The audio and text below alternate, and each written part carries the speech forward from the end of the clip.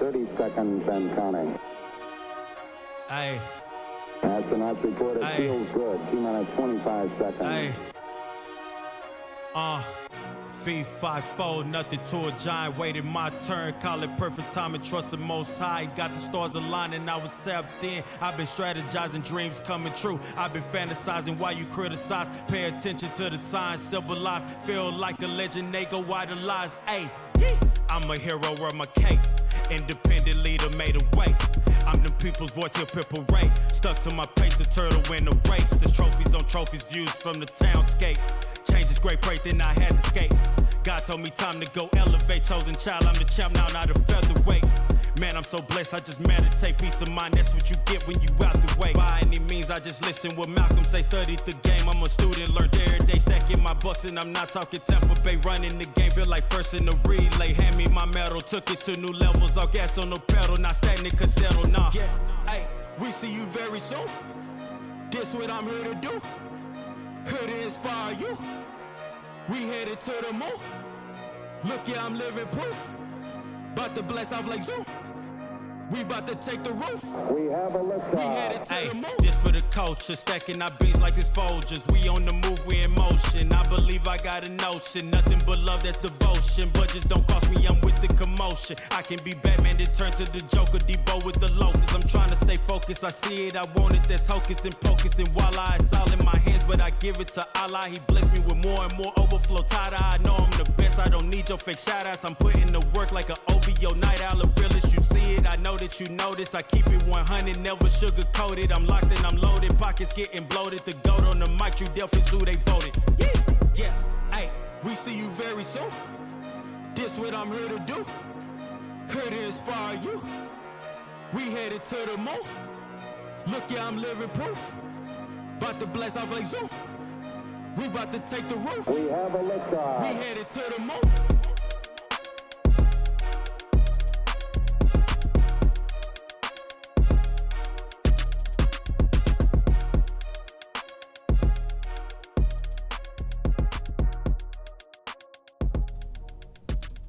Hello and welcome to Inspired Earth. This week we're going to be talking about the moon and building a railroad on the moon apparently, and then we're going to talk about Neuralink for a little bit, then making clean drinking water with Texas State, and then a fringe theory that is very old and very strange about the sun being conscious. So here we go with DARPA picks Northrop Grumman to develop lunar railroad concept. I had meant to talk about this, but I had almost forgotten that. So think about this whenever we're talking about building a lunar railroad. That the people in East Palestine, Ohio, they got told that their homes were clear of toxins last year. Well, it turns out it might not have been the case. And I'm sure that you guys remember the Norfolk Southern freight train that derailed February 3rd, 2023. We have a picture here. And then we have a different one, Ohio's Chernobyl, still wreaking havoc in Pennsylvania. Because it was like Chernobyl. I mean, look at these pictures. It looks exactly like an American Chernobyl. And that what residents have repeated for a year, that they had no trust in the railroad corporation since the derailment, and since lost trust in state and federal agencies due to poor communication and officials not responding to their needs. So, also, before I even just continue on, I'll also say that the unions were also warning at that time that it was unsafe. And then we broke the union strike, and then the disaster happened. So even the union, the actual workers, were warning that it was unsafe. Not only does the citizens say that it's unsafe, but the workers were unsafe of these railroad industries. So they're saying that they're going to build a railroad system on the moon when Palestine, Ohio still hasn't even been cleaned up yet. We still do not have safe transportation systems here on Earth. And the people that have been devastated by these disasters from corporate greed still have not been repaid. Their homes are still toxic, and we're going to go to the moon and build a railroad there. And I just wanted to have that thought out there as we learn about this. The proposed rail system could help humanity set up shop on the moon. Railroads could open the moon to serious and sustained economic development as they did in the American West in the late 19th century. That's apparently the hope of U.S. Defense Advanced Research Projects Agency, DARPA, which is supporting the development of a lunar railroad concept proposed by aerospace giant Northrop Grumman, which is weird that Northrop Grumman came to DARPA with the project. You would think usually it would be the other way around, that the Defense Advanced Research Project Agency would come up with an idea and then go to one of these defense contractors and get them to do the idea. But nope, it was completely opposite of that this time. Northrop Grumman seems to have like the whole plan. They're coming to DARPA with it. The Northrop Grumman proposed it.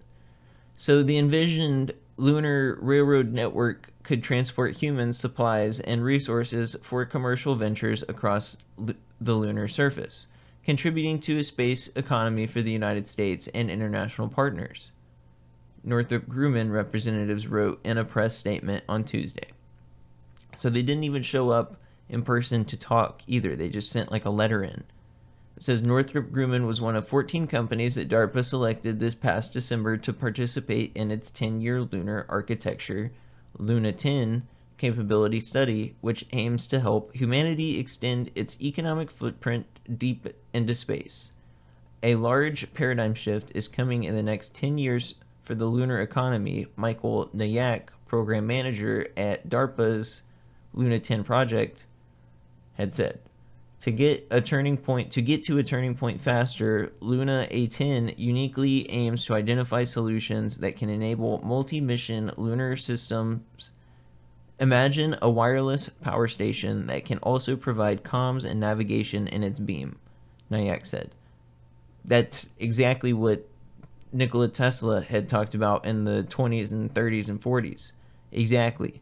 That he had a giant tower that would be wireless and could give power and communication and navigation, and that it should be free, and that we should give the whole world abundance and prosperity, and that he can protect everybody with this type of technology, and that the government just needs to trust him, and that he will be able to like power the whole world and make it for free. And then he ended up dead, and the FBI took all his stuff and technology, and that's like there's public documents about that. So that's not even like a conspiracy theory. That's just literally what happened. Key technologies that may be used by the government and the commercial space industry and ultimately catalyze economic vibrancy on the moon. While DARPA's December press statement revealed 14 selected companies, which included big names like SpaceX and Blue Origin, they did not describe what they will do. However, Northrop Grumman gave a brief outline on the Lunar Railroad investigation in its statement. So they already had a plan. Like, all the other people were like, we don't know what we're going to do. We have no idea. We have no plan. And then Northrop Grumman comes in. They're like, well, let me just put out this 10-year outline. Define the interfaces and resources required to build a lunar rail network. Establish a critical list of foreseeable costs, technological and logistical risk, identify prototypes, demonstrations, and analysis of fully operating lunar rail systems, concept, design, and architecture. Explore concepts for constructing and operating the systems with robotics, including grading and foundation preparation, track placement and alignment joining, and finishing, inspection, maintenance, and repair. Which we've already seen all of that stuff before, but we'll talk about that another time. We have an update with Neuralink, and it says that the Neuralink patient was playing Mario Kart with his dad and playing hours of chess and stayed up late playing Civilization 6, which is kind of a flex that he can play video games with his mind, and playing Mario Kart with your mind sounds awesome. We're going to quickly talking about here drinking water in Texas, that Texas State, they've been working on this project for since fall of like last year, and they have a 5-step process they use, and the process is ozonation, biological filtration, ultrafiltration, reverse osmosis, and ultraviolet disinfection, which all of those are pretty standard. And then it says that ozonation, ozone gas, reactive gas, is injected into the water where it reacts and removes contaminants. The biological carbon filtration process essentially acts like a large Brita filter, removing more organic compounds. The ultrafiltration and reverse osmosis are used to further clean the water by using semi-permeable membranes to remove small contaminants in the water. In the final stage, ultraviolet light is used to disinfect the water, polishing it at the very end. And that the system is redundant, and if one process fails, the contaminants are still removed in other steps. However, ozonation creates bromate, which must be monitored and removed. So it says that the freeze in January cost $12,000 and they still haven't repaired it, but the research is still ongoing, and that they, like, pretty much everything's working and they can still go. So we have to meet the drinking water standards 100% of the time, 24/7 and 365 days. Because the goal is to produce water that can be immediately provided to customers without additional treatment or dilution with any water, they need to be able to immediately detect issues and shut down the system without waiting for lab tests, which can take longer. The goal is to implement sensors that can provide real-time monitoring of certain pathogens and chemicals in the water, said graduate engineering student Rasha Khan, who worked on his project since last fall. That could also help make the entire system more efficient. While they're currently using 5 different processes to treat the wastewater, the monitoring system could allow them to reduce the number of processes needed, making it less expensive and more feasible to implement. We don't want to build a system that's only affordable for rich cities. If we use all 5, we can ensure the water is 100% safe, but that is going to be very, very expensive. He said adding a strong monitoring system could reduce the number of steps without affecting quality. So that's really awesome. And it says that normally they just dump the wastewater into the rivers. It says typically 5 to 7 million gallons per day, which is a lot. And pouring wastewater into the rivers is not great. But here we have the fringe theory claims the sun may be conscious, which is a very old concept. A bong rip of a theory suggests that all matter possesses some form or mind or consciousness, not just animals, including, as one biologist suggests, the sun itself.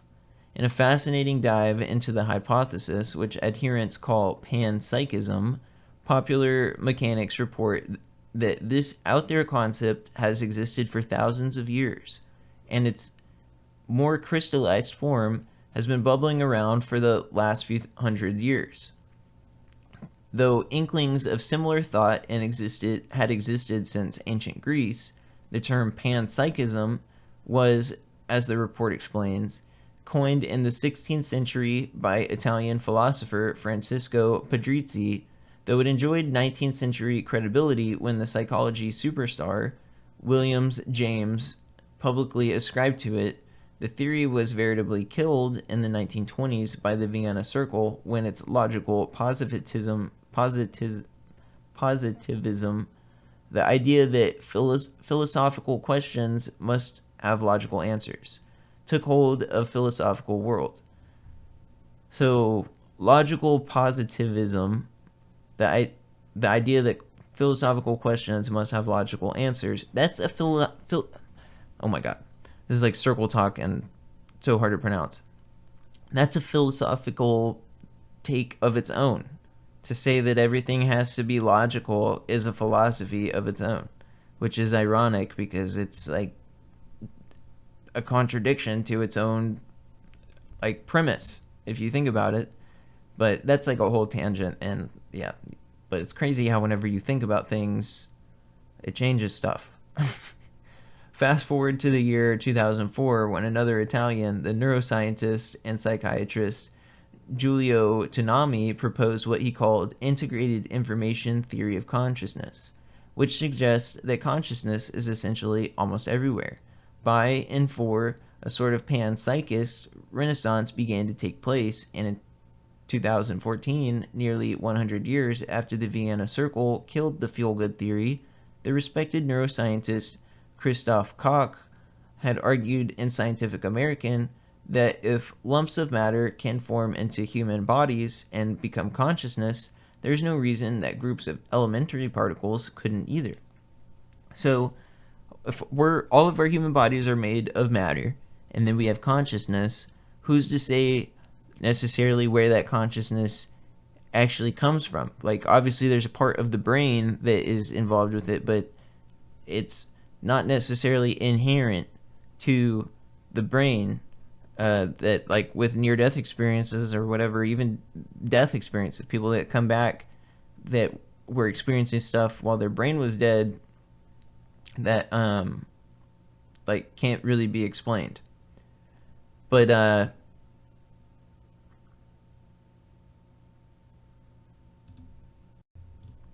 while AI pioneer and fashion-forward hat wearer Ben Goertzel has been an adherent since at least 2004, perhaps some of the most compelling instances of panpsychist thought came in 2021, when biologist and author Rupert Sheldrake published a paper questioning whether the sun itself might be conscious.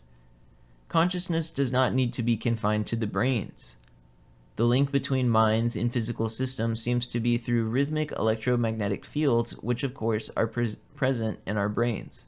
They are also present in and around the sun, and these could be the interface between solar mind and the body of the sun. So, if there's rhythmic electrical systems going on in our brains, and we see that same thing going on in the sun, then who's to say that isn't some sort of consciousness? But that's really trippy to think about, and if the sun is conscious, we all know that the sun has a crazy amount of gravity, and gravity changes time, so we think, with the theory of relativity. So if the sun has this giant amount of electromagnetic consciousness, and it has this giant amount of gravity, isn't that saying that it's going to be conscious and like exist in a different time than us? Because as gravity increases, doesn't time slow down or speed up? I can't remember which one. I always get it mixed up. But so time's not going to be the same. I think it slows down. So that consciousness, the consciousness of the sun, hypothetically, would be possibly like going through time in a way. It'd definitely be living in a different time than us, because it would be slower or faster. It's really trippy. And they were just talking about measuring all these electromagnetic fields coming out of a black hole. So would a black hole have consciousness? It's just really weird. And then this is like, we can't even really conceive of what this even means, but isn't actual matter like only 1% of the universe, or less than 1% of the universe? So who's to say that consciousness is even limited to like what we call matter? Because dark matter is like 99% of the universe or whatever. So who's to say that consciousness doesn't even go into that? I mean, it gets really hard to comprehend. But it says, to be fair, there isn't a lick of evidence to support this theory, which is totally not true, because we just talked about in the last episode about how electromagnetic fields with the Schumann resonance in the brain connect to one another, and yada yada yada. And it says here that he was working on telepathy, and those two are connected. We're talking about the same exact energy systems and energy measurements. It says Sheldrake is a particular character. He holds a PhD in biochemistry, and he did research at Cambridge University in the 1970s, but he's been drawn to a variety of extremely far-out topics, ranging from crystals to telepathy, and has been largely dismissed in the mainstream. So, telepathy fits in exactly with this. And if you go back here to the space article, what I was talking about with whenever this guy says, imagine a wireless power station that can provide communications and navigations in its beam. That's exactly what Tesla said 100 years ago, and they didn't want to listen. He wanted it to be free, and he said that it was possible, and then he ended up dead, and they took everything. So here we have this guy saying that, hey, this stuff is interlinked, and he's being dismissed largely by the mainstream. Well, they don't want us to be aware of this because that's going to impact their bottom dollar. They wanted the past 100 years of people living without power and having to scrape by to make them rich, and that's why they killed Tesla. And then here they are talking about that exact technology later. I guarantee you that we're going to come back and find that Sheldrake, I don't know exactly this whole electromagnetic thing, but I guarantee you that we're going to find out that this is true. I mean, it's obviously true. We don't need them to tell us that because we've already found it throughout it, and all of their documents point to it. But still, it's a fun idea in a science fiction type of way, the author says. The sun is a complex system. Maybe it harbors mysteries we haven't yet comprehended.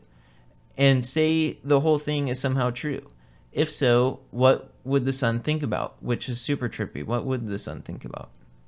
It may be able to choose in which direction to send out solar flares or coronal mass ejection, which can have an enormous effect on the life on Earth, and to which our technologies are very vulnerable.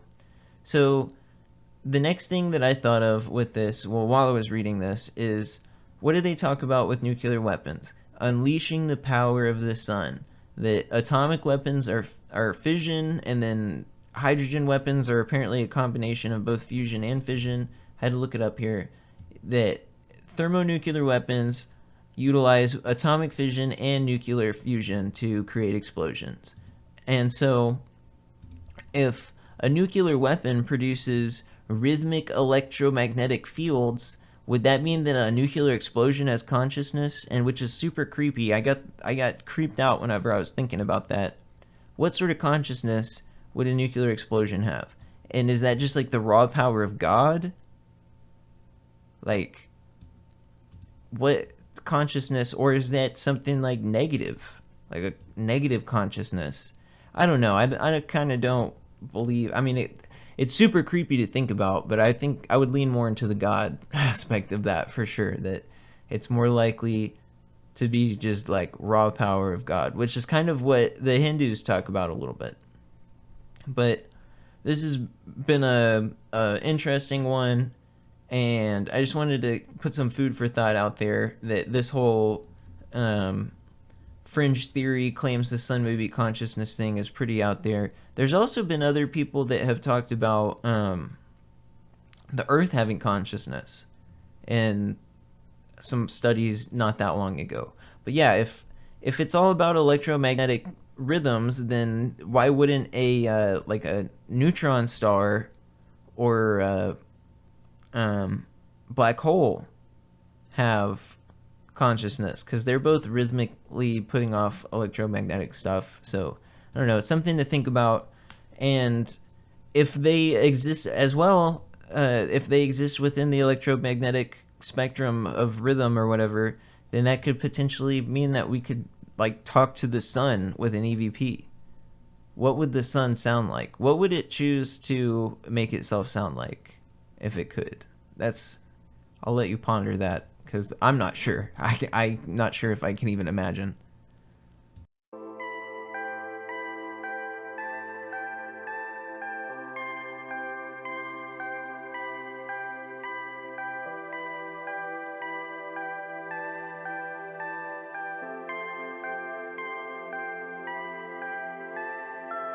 Got me back.